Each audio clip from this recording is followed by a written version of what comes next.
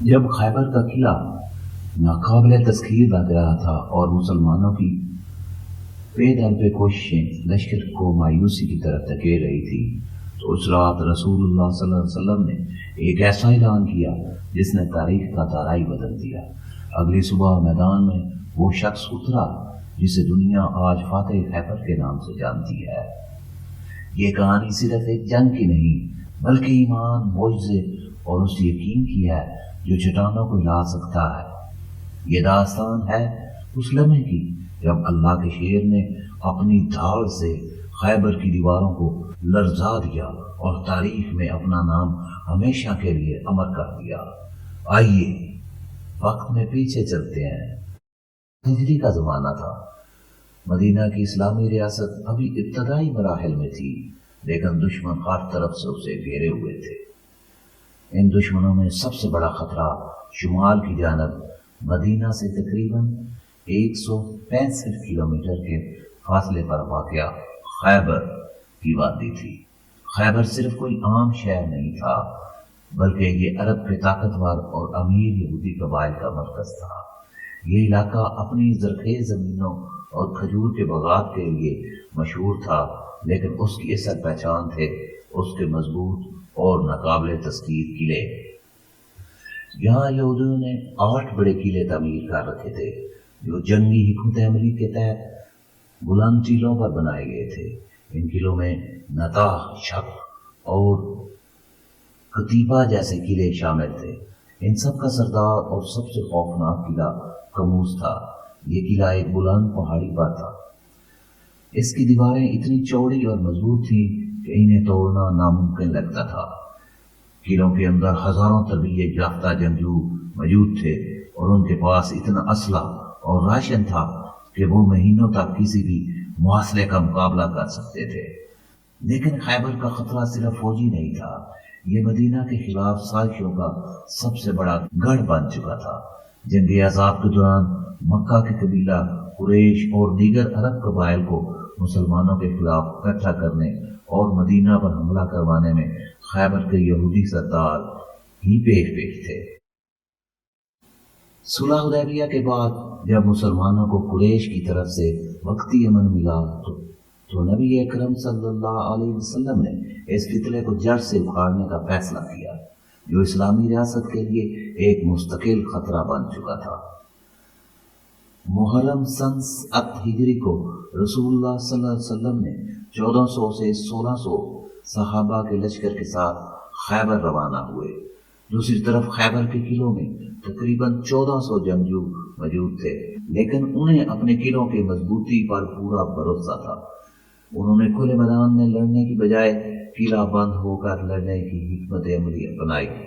جنگ شروع ہوئی، مسلمانوں نے ایک ایک کر کے چھوٹے قلعوں کو فتح کرنا شروع کیا، لیکن ہر قدم پر بھاری قیمت چکانی پڑ رہی تھی۔ دن گزرتے گئے اور اب باری تھی خیبر کے سب سے بڑے قلعہ قموس کی۔ اس قلعے کی حفاظت خیبر کا سب سے بڑا پہلوان اور سردار مرحب خود کر رہا تھا۔ مسلمانوں نے قلعہ قموس کا محاصرہ کر لیا۔ دن گزرتے رہے مگر قلعے پر کوئی اثر نہ ہوا۔ ہر روز اسلامی لشکر کا ایک دستہ حملہ کرنے جاتا، لیکن شام کو ناکام لوٹ آتا۔ قلعے کے اوپر سے یہودی تیر اور پتھر برساتے، جبکہ مسلمان نیچے بے بس کھڑے رہتے۔ محاصرہ لمبا ہوتا جا رہا تھا اور لشکر کے حوصلے پست ہونے لگے۔ بھوک، تھکاوٹ اور ناکامیوں نے چہروں پر مایوسی پھیلا دی تھی۔ حالات اتنے سنگین تھے کہ ایک روز رسول اللہ صلی اللہ علیہ وسلم نے علم جھنڈا اپنے قریبی ساتھی حضرت ابو بکر صدیق رضی اللہ تعالیٰ عنہ کو دیا۔ انہوں نے بھرپور حملہ کیا، شدید لڑائی ہوئی، لیکن قلعہ فتح نہ ہو سکا۔ اگلے دن علم عظیم جرنیل حضرت عمر فاروق رضی اللہ تعالیٰ عنہ کو سونپا گیا۔ انہوں نے بھی اپنی پوری بہادری سے کوشش کی، مگر کامیابی پھر بھی نہ ملی۔ یہ وہ لمحات تھے جب لشکر اسلام پر ایک عجیب سی خاموشی طاری تھی۔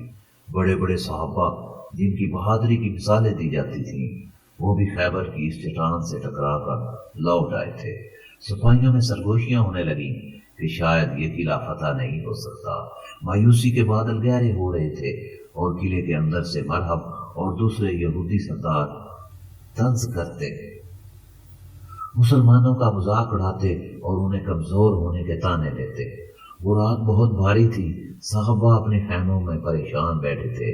سب کی نظریں بار بار نبی مکرم صلی اللہ علیہ وسلم کے خیمے کی طرف اٹھ رہی تھی۔ ہر دل میں ایک ہی سوال تھا، اب کیا ہوگا؟ کیا ہم یہیں سے ناکام لوٹ جائیں گے؟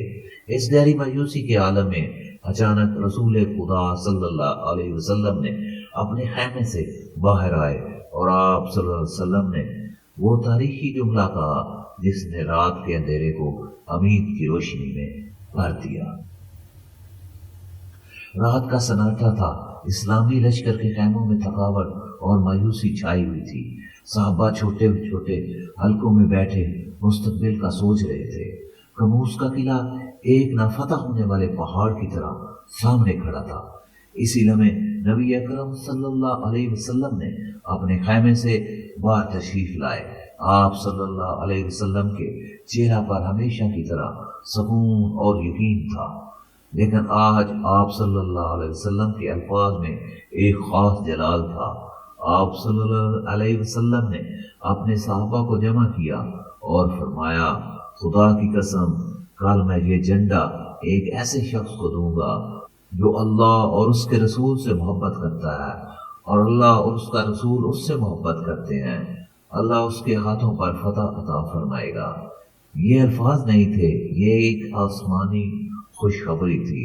جس لشکر پر کچھ دیر پہلے مایوسی چھائی تھی، وہاں اچانک امید اور جوش کی لہر دوڑ گئی۔ ہر صحابی کے دل میں ایک ہی خواہش تھی، کاش وہ خوش نصیب میں ہوں، کاش اللہ اور اس کے رسول کی محبت کی یہ گواہی مجھے مل جائے۔ وہ رات صحابہ نے جاگ کر گزاری، ہر کوئی دعا کر رہا تھا کہ صبح اعزاز اسے ملے۔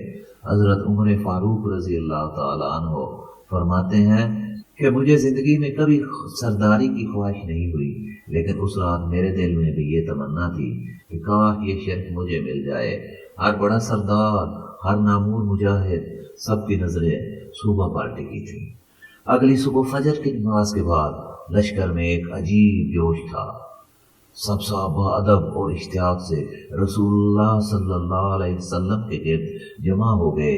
ہر شخص آگے آنے کی کوشش کر رہا تھا تاکہ نبی اکرم صلی اللہ علیہ وسلم کی نگاہ اس پر پڑے۔ آپ صلی اللہ علیہ وسلم نے مجمع پر ایک نظر ڈالی اور پھر پوچھا، علی ابن ابی طالب کہاں ہے؟ یہ نام سن کر سب حیران رہ گئے۔ حضرت علی جو ہمیشہ جنگوں میں سب سے آگے رہتے تھے، آج کہیں نظر نہیں آ رہے تھے۔ صحابہ نے عرض کیا، یا رسول اللہ، وہ تو عشوب چشم میں مبتلا ہیں، ان کی آنکھوں میں شدید تکلیف ہے، وہ ٹھیک سے دیکھ بھی نہیں پا رہے۔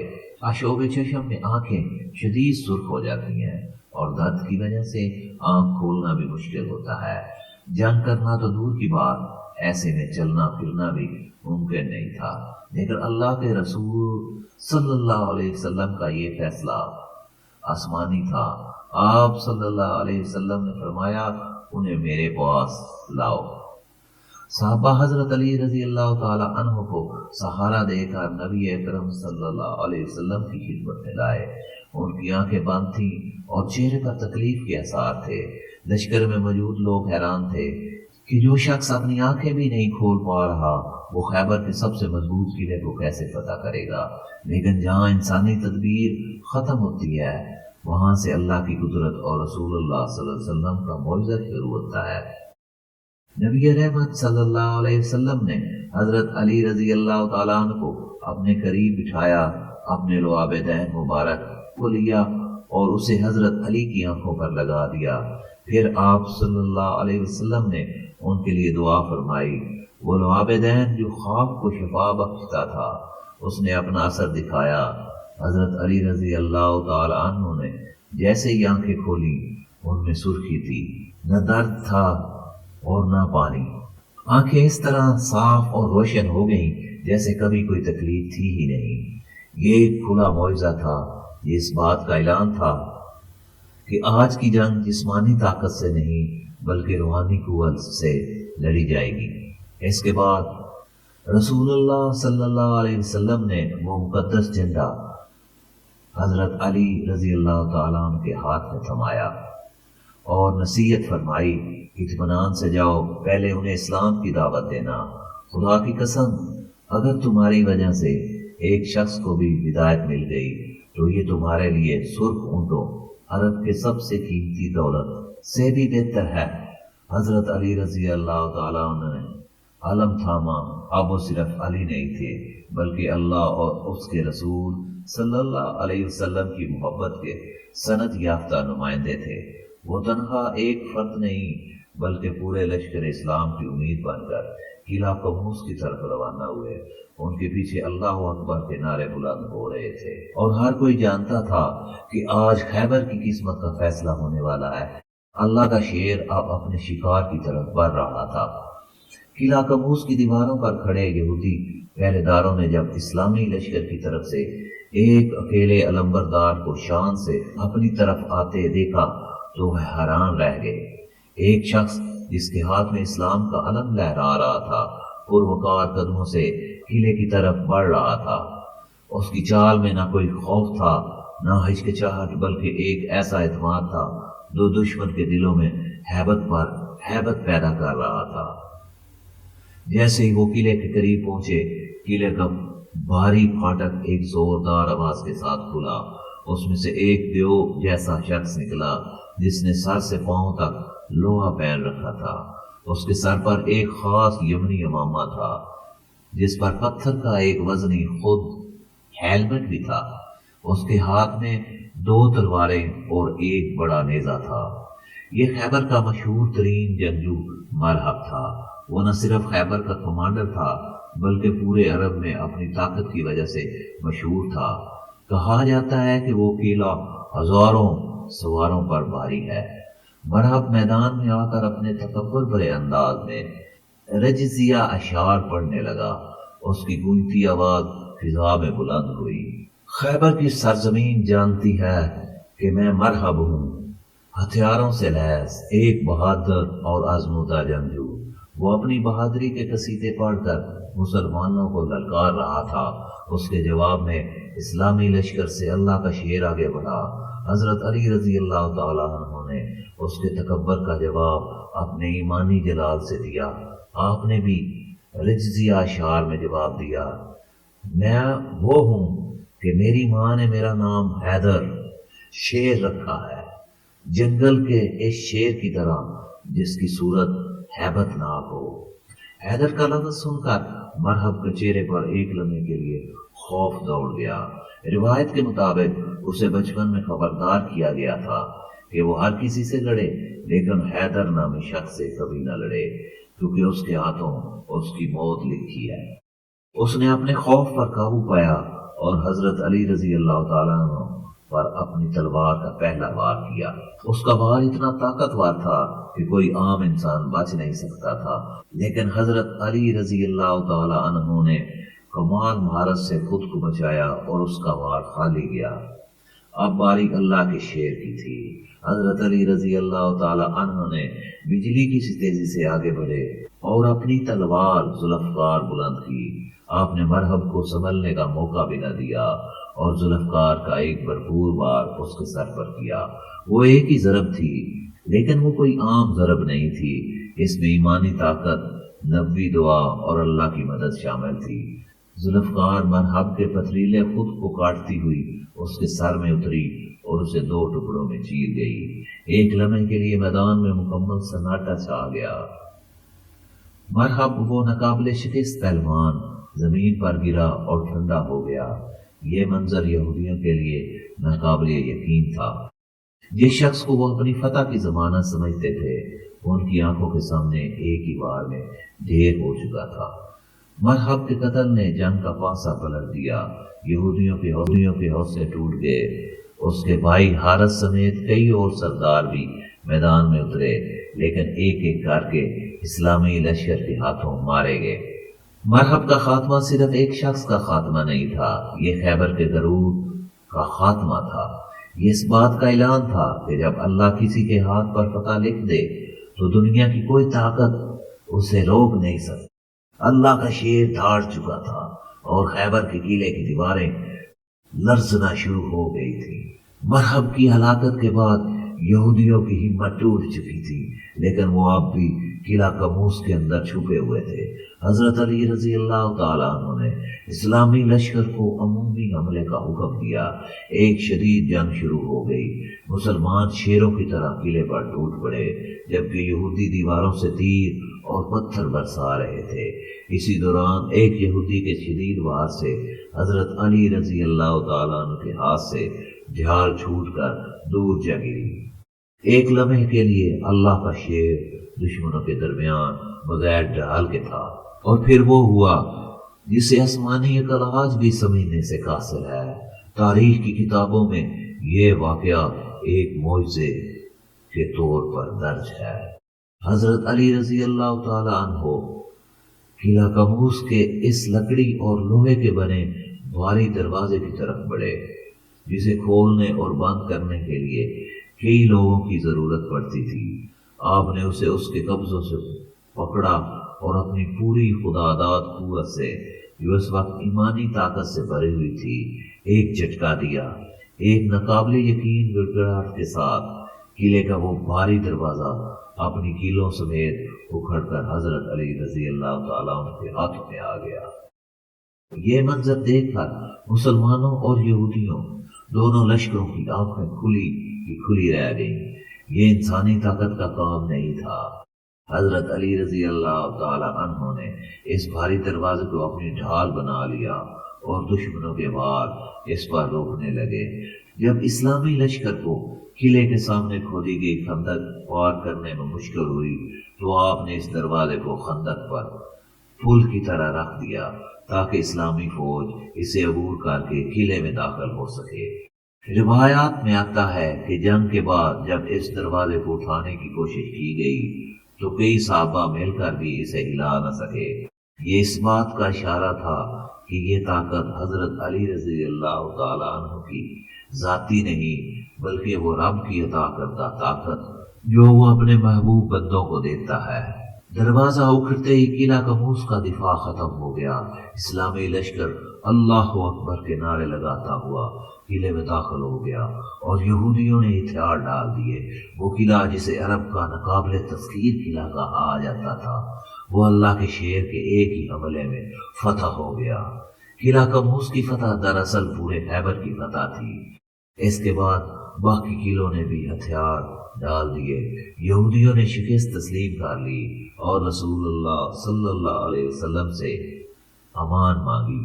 آپ صلی اللہ علیہ وسلم نے ان کی جان بخش دی اور اس شرط پر خیبر میں رہنے کی اجازت دی کہ وہ اپنی زمینوں کی پیداوار کا نصف حصہ مسلمانوں کو بطور جزیہ دیں گے۔ یہ صرف ایک فوجی فتح نہیں تھی، بلکہ یہ مسلمانوں کے لیے ایک بہت بڑی معاشی اور نفسیاتی کامیابی تھی۔ خیبر کی دولت نے مدینہ کی ریاست کو معاشی طور پر مضبوط کیا۔ اس فتح نے پورے عرب میں اسلام کی دھاک بٹھا دی اور یہ واضح کر دیا کہ اب اسلام ایک ایسی طاقت ہے جسے شکست نہیں دی جا سکتی۔ بہت سے مورخین کہتے ہیں کہ فتح خیبر ہی دراصل فتح مکہ کی بنیاد بنی۔ اسی دن کے بعد حضرت علی رضی اللہ تعالی عنہ کو ہمیشہ کے لیے فاتح خیبر اور اسد اللہ الغالب، یعنی اللہ کا غالب آنے والا شیر کے القابات سے یاد کیا جانے لگا۔ تو یہ تھی داستان خیبر کے اس عظیم دن کی، جب ایک شخص کے کامل ایمان نے ناممکن کو ممکن کر دکھایا۔ حضرت علی رضی اللہ تعالی عنہ کی یہ کہانی صرف تلوار کی کہانی نہیں، بلکہ اس حقیقت کا ثبوت ہے کہ اصل طاقت بازوؤں میں نہیں، بلکہ اس دل میں ہوتی ہے جو اللہ اور اس کے رسول صلی اللہ علیہ وسلم کی محبت سے بھرا ہو۔ جب ساری امیدیں تب توڑ رہی تھیں، تب اللہ نے اپنے ایک محبوب بندے کو چنا اور اس کے ذریعے اپنی مدد کا وعدہ پورا کیا۔ مرحب کا غرور خاک میں ملا، قموس کا قلعہ فتح ہوا اور اسلام کا پرچم خیبر پر لہرا گیا۔ یہ واقعہ ہمیں سکھاتا ہے کہ زندگی میں جب بھی ہم خود کو کمزور یا مایوس پائیں تو ہمیں یاد رکھنا چاہیے کہ ہماری اصل طاقت اللہ پر یقین ہے۔ اگر ہم سچے دل سے اس کی طرف رجوع کریں تو وہ آج بھی ہمارے لیے خیبر کے دروازے اکھاڑ سکتا ہے۔ اگر آپ کو اللہ کے شعر کی یہ ایمان افروز داستان پسند آئی ہو تو اسے لائک کریں اور اپنے دوستوں کے ساتھ شیئر کریں تاکہ یہ پیغام زیادہ سے زیادہ لوگوں تک پہنچے۔ تاریخ اسلام کے ایسے ہی لازوال قصوں کے لیے ہمارے چینل کو سبسکرائب کرنا نہ بھولیں۔ کمنٹس میں ہمیں بتائیں کہ آپ اگلی ویڈیو کس اسلامی ہیرو یا واقعے پر دیکھنا چاہیں گے۔ آپ کی حمایت کا شکریہ۔ اللہ ہم سب کو اپنے شیروں جیسا ایمان عطا فرمائے، آمین۔